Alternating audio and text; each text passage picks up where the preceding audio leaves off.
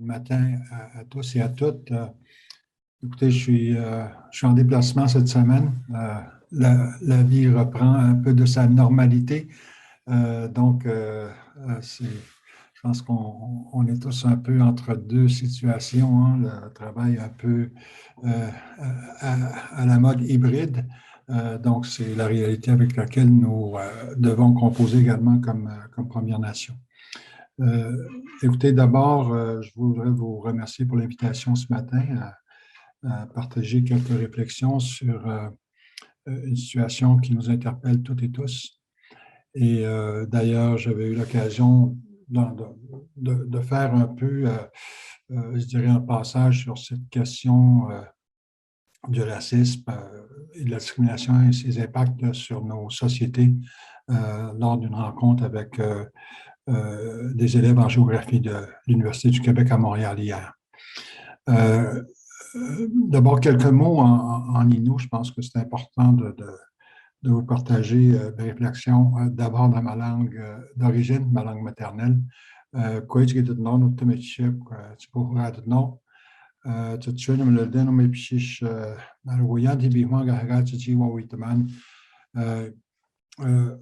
Tani tamzoti no tandemiam e wabmedisi no nero espes papeher tutwan tani hewazbaltayadishka hagatachi etatum hat spetelmon tjetum etatum hat shaji Maak tjetatu ay nandabatmat kenilan tjimskmat naponanja. Donc, juste quelques mots en Innu, hein, la langue de ma nation. Et d'abord pour signifier que nos langues maternelles sont encore dans une situation très précaire, donc important de consacrer toutes les énergies possibles pour les entretenir, mais aussi parce que le mois de mars est aussi le mois des langues autochtones. Donc, une double importance là, que je vous partage ces quelques mots en Innu ce matin. Il y a, en fait, il y a deux choses qui me viennent à l'esprit, là, et je les réfère à deux citations qui sont largement connues. Une première là, qui dit qu'on on ne naît pas raciste, on le devient. Et je pense que c'est important pour nous, dans nos messages, de rappeler cette évidence. Mais en même temps, l'autre citation qui me vient à l'esprit, celle-ci, elle est de Nelson Mandela, qui dit que l'éducation est l'arme la plus puissante pour changer le monde. Et donc, c'est un peu dans ce courant-là que nous nous situons comme Première Nation. Et ce que je constate depuis quelque temps, parce que comme sans doute la grande majorité d'entre vous, on essaie de rester actif sur les réseaux sociaux, hein, pour puiser un peu de l'information que nous y recevons, mais aussi, dans certains cas, pour partager certaines opinions. Et ce que je constate aujourd'hui, parce que c'est difficile pour moi de laisser passer certains commentaires qui sont soit méprisants, soit complètement en dehors de la réalité, tout simplement parce que les gens refusent de reconnaître que il y a un contexte social, il y a un contexte économique, culturel et politique aussi qui touche les peuples des Premières Nations au Canada, donc, et qui se permettent souvent des commentaires gratuits qui peuvent nettement être disgracieux. Et lorsqu'on commente ça, et lorsqu'on prend la défense de ce qu'on considère comme étant une cause plus que légitime, on fait souvent face finalement à des personnes qui, au lieu d'écouter et de comprendre, ou de lire et de comprendre, en ajoutent. Et c'est ça la réalité avec laquelle nous devons composer comme premier peuple au Canada et ailleurs. Et plus on devient, on a l'impression que plus on est affirmatif, plus on souhaite présenter la réalité telle que nous la vivons et telle qu'elle se présente à nous, ben, au lieu d'aller chercher une empathie, une écoute, ben, on reçoit tout le contraire. Donc, ça me fait dire à moi qu'il ne faut pas baisser les bras, il faut continuer à persister, à insister sur ce que je considère comme étant une obligation morale et humaine de continuer à éduquer les gens autour de nous. Et d'ailleurs, c'est ce que je partageais avec les quelques étudiants que j'ai rencontrés hier. Ceci dit, écoutez, on est depuis un peu plus de 2 ans maintenant engagé. Je suis même personnellement engagé à essayer de consacrer beaucoup de notre temps à rencontrer des groupes comme celui rencontré hier et des plus petits forums, des plus grands, et toujours dans le souci de parfaire en quelque sorte l'éducation des personnes autour de nous. Il y a quand même un fossé important encore aujourd'hui entre le peuple ou les peuples que nous représentons et la grande majorité québécoise et canadienne autour de nous. Et on considère ici, sans pointer du doigt qui que ce soit, que finalement l'histoire et le colonialisme qui l'accompagne ont finalement eu raison de cette volonté de rapprocher les peuples plutôt que de les éloigner. Et donc, on a à composer avec cet héritage-là des 300, 400 dernières années pour essayer de faire valoir finalement la nécessité qu'on puisse créer un espace de dialogue entre nos peuples. Je vais y aller peut-être d'une certaine ironie. En quelque sorte, je ne devrais même pas être devant votre écran ce matin à vous parler, à vous entretenir de la question du racisme, de la discrimination et de ses impacts sur nos populations, parce que si les tentatives de nous assimiler, de nous éradiquer n'avaient pas si lamentablement échoué il y a plusieurs décennies, je veux dire, on ferait partie de l'histoire tout simplement comme peuple autochtone. On serait confiné dans les musées, alors que c'est loin d'être le cas parce que nous avons devant nous des peuples qui sont extrêmement, surtout en particulier les jeunes, extrêmement fiers, très, très attachés à leur identité, très, très attachés à leur territoire aussi.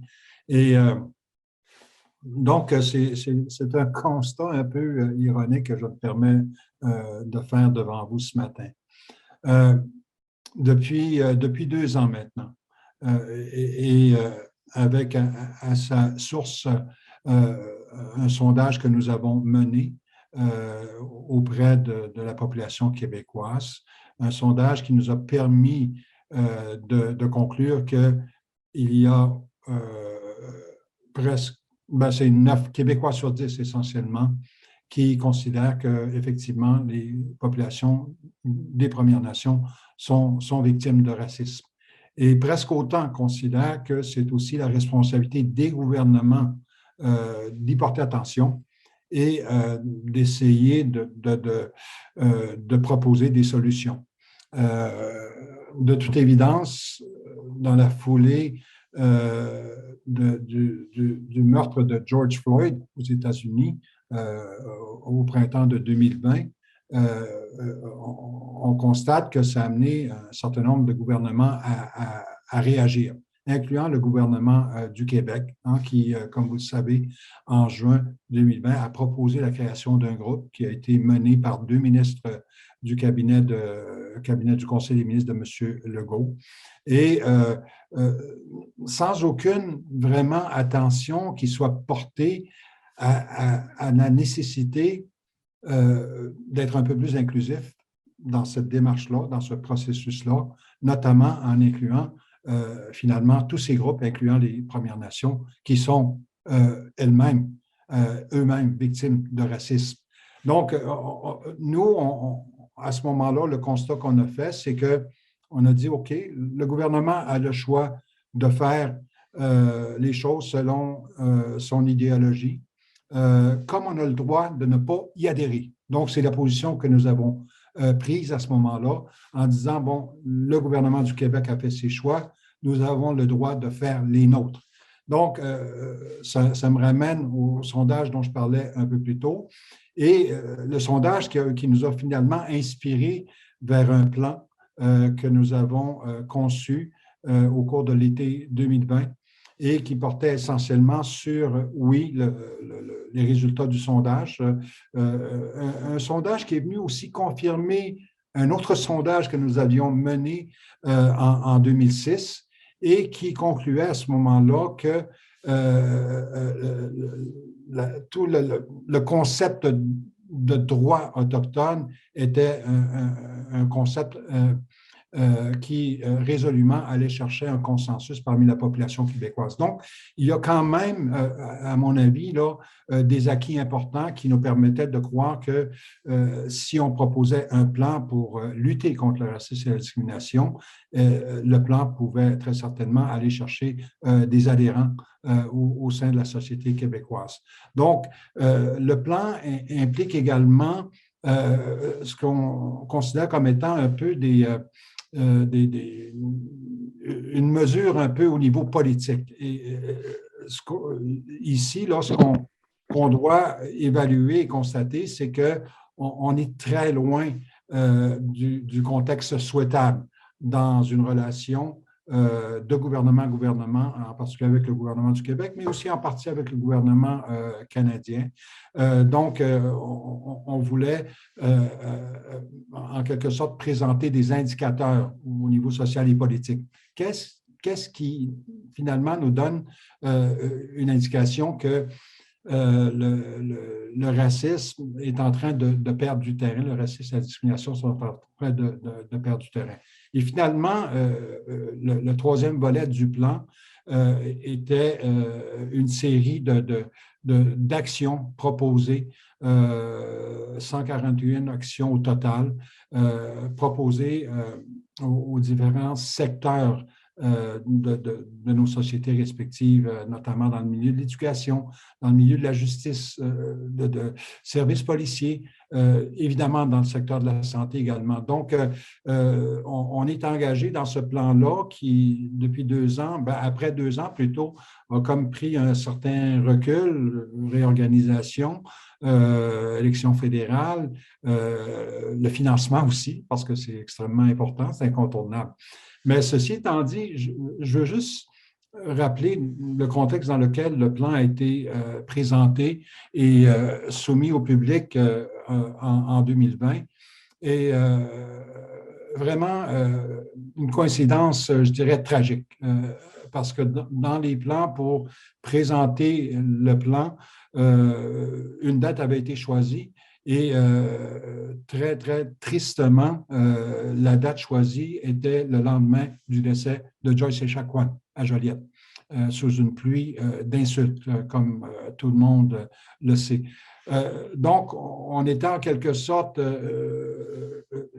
fort un peu de cette situation qui a sans doute donné encore plus d'importance et de profil à la démarche dans laquelle nous étions fermement et résolument engagés. L'aspect que je veux sans doute, sur lequel je veux mettre un peu plus d'accent, c'est que sans vouloir accuser les gouvernements, sans vouloir vraiment leur consentir le total du fardeau dans la lutte au racisme et à la discrimination, je dirais quand même qu'on a consacré beaucoup, beaucoup d'énergie à travers les années à essayer de trouver des conditions d'engagement au niveau politique. Et malheureusement, sans voir le verre à moitié, trop à moitié vide, on se doit de constater qu'on est souvent revenu bredouille. Donc, ce que ça nous fait dire, c'est que pourquoi concentrer toutes nos énergies dans un gouvernement qui s'obstine à ne pas reconnaître des évidences comme le racisme systémique, par exemple. Donc, le choix que nous avons fait à ce moment-là, c'est de finalement nous diriger vers la population.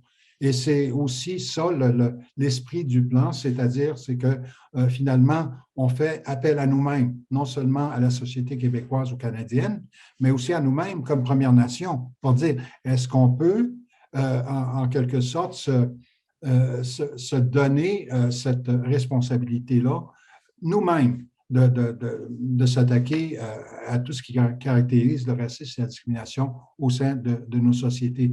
Parce qu'en réalité, le racisme, la discrimination, ça se vit dans notre quotidien, hein, dans nos rues, dans nos quartiers, dans nos municipalités et nos communautés. Donc, c'est un peu le défi qu'on s'est donné. Et d'ailleurs, heureux de constater que même après 2 ans, il y a encore cet engouement ou cet intérêt plutôt de se donner finalement et lutter, concentrer nos énergies vers la lutte contre le racisme et la discrimination. Donc, c'est un peu ce que je voulais vous partager ce matin. Donc, on considère que cette bataille et cette lutte dans laquelle nous sommes engagés continuera à faire partie de nos défis. Écoutez, nous sommes avant tout une organisation politique hein, qui regroupe 43 communautés, donc des leaders de 10 différentes nations, de 10 Premières Nations qui sont très diverses, une participation beaucoup plus accrue maintenant du leadership des femmes. Donc, on est fort également de cette autre, je dirais, présence au sein et en dehors de nos communautés. Donc, on est extrêmement privilégiés et je suis sûr que tout le monde est fermement engagé là, vers cette obligation que nous avons d'aller poser les conditions nécessaires pour permettre que cette lutte demeure durable jusqu'à temps que le racisme et la discrimination disparaissent finalement de la planète.